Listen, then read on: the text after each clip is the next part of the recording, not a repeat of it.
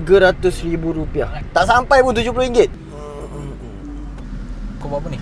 Nasi minyak full. So kita nak tengok berapa harga minyak di Indonesia. Kita compare dengan harga Malaysia. Dekat situ dia ada tulis yang ni biosolar. Biosolar ni sama macam diesel lah dekat Malaysia. Berapa? Okay, 6,800 per liter. So kita tengok dalam rupiah, 6,800 per liter. Oi, RM1.50 per liter dekat sini. Ni diesel tau. Harga mineral water dekat Malaysia lagi mahal daripada harga minyak kat sini. Ini diesel, bukan RON 95 ke apa. Kalau dekat Malaysia, diesel paling mahal. Boleh sampai RM6, RM7 per liter. RM31,000 per liter dia malai. itu harganya.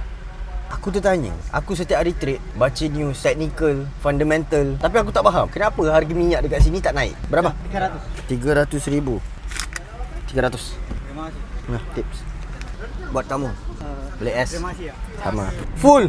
Tadi kosong tau. So RM300,000 kita tengok berapa. RM300,000. Tak sampai pun RM70. So macam mana ni? Dekat Malaysia 10 kali ganda. RM700 untuk diesel tau. Jauh beza. Tapi aku tak faham kenapa harga minyak dekat Indo tak naik. Adakah kerajaan Indo ni sebenarnya kaya? Masalahnya orang cakap kerajaan Indo ni banyak korup. Sebab dekat Malaysia tu ada subsidi tau. Harga minyak sekarang memang tengah mahal gila lah, satu dunia. Dekat Indo subsidi dia unlimited.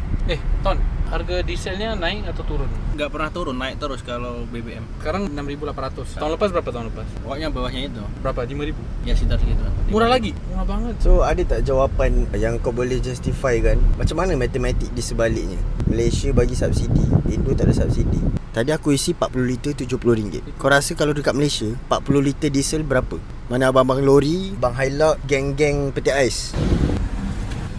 Tak apa-apa, semangat je. Terima kasih. Terima kasih. Sama-sama. Sehat selalu. Amin. Random. Macam tu kita kena bagi. Sebab kat sini ramai juga orang yang tak berkemampuan, yang lebih memerlukan. Aku tengok kat sini diorang ni sanggup buat apa-apa je untuk nak dapatkan. Ekonomi susah. Itu yang masuk aku tadi. Aku tertanya. Kalau orang kerja pun gajinya rendah. Tapi Minyak murah. So adakah kerajaan je yang kaya? Adakah korup?